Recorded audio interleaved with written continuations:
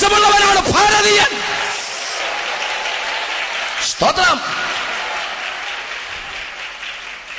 ഇനി ത്രിവർണ്ണ പതാക, മുകളിൽ കുങ്കുമം, അടിയിൽ പച്ച, നടുക്ക് വെള്ള. എന്താ കുങ്കുമം? ധീരതയെയും ത്യാഗസന്നദ്ധതയെയും സൂചിപ്പിക്കുന്നു. അടിക്കാനും ഇടിക്കാനും തല്ലാനും കുത്താനും കഴിവുള്ളവനാണ് മുകളിൽ കാണുന്ന ഈ കുങ്കുമം. ഈ താഴെ കാണുന്ന പച്ച അതല്ല, അത് സസ്യസമ്പൂർണമായ ഭാരതഭൂമിയുടെ ഐശ്വര്യത്തെ സൂചിപ്പിക്കും. എന്ന് പറഞ്ഞാൽ ഇത്തിരി കാശും പുത്തനും ഒക്കെ ഉള്ള ആൾക്കാരാ പച്ച. പിടി കിട്ടിയോ? പക്ഷെ നടുക്കത്തെ വെള്ളയുണ്ടല്ലോ, അത് നമ്മളാ. അല്ലേ? മനസ്സിലായവർക്ക് ആ ദൈവത്തെ സ്തുതിക്കുന്നു. വെള്ള നടുക്ക് വന്നതിനാൽ ദൈവത്തെ വാഴ്ത്തുകയാണ്. ദേശീയ പതാകയുടെ നടുക്ക് വെള്ള കൊണ്ടുവന്ന എന്റെ ദൈവത്തിന് സ്തോത്രം. വെള്ള കൊണ്ടുവന്ന എന്റെ ദൈവത്തിന് സ്തോത്രം.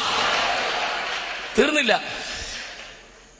ഈ ചക്രമുണ്ടല്ലോ, ഈ അധികാരത്തിന്റെ ചിഹ്നം അശോക ചക്രം, അത് വെള്ളയില. അത് പച്ചയ്ക്കും കൊടുത്തില്ല, കുങ്കുമത്തിന് ദൈവം കൊടുത്തില്ല, അത് വെള്ളയ്ക്കാ വന്ന ഗ്ലോറി. ഇനി കേൾക്കണോ? അശോക ചക്രം എന്ന അതിന്റെ പേര്. ശോകം ദുഃഖം, അശോകം ദുഃഖം മാറുമെന്ന്. അപ്പോൾ ദുഃഖം മാറണമെങ്കിൽ വെള്ളേ വരണം. നീ പച്ചയാണേലും വരണം, കുങ്കുമമാണേലും ദുഃഖം മാറണേ വെള്ളേ വരണം. ഹല്ലേലൂയ. മനസ്സിലായവർക്കായി ദൈവത്തെ സ്തുതിക്കുകയാണ്. അത് മനസ്സിലായവർക്കായി ഞാൻ ദൈവത്തെ വാഴ്ത്തുകയാണ്. ഇന്ന് രാത്രി നീ വെള്ളയിൽ വരണം. അതിന്റെ അർത്ഥം യേശുവിൽ വരണം. യേശുവിൽ വരാതെ നിനക്ക് പ്രകാശം കിട്ടുകയില്ല. Praise the Lord. ആമേൻ.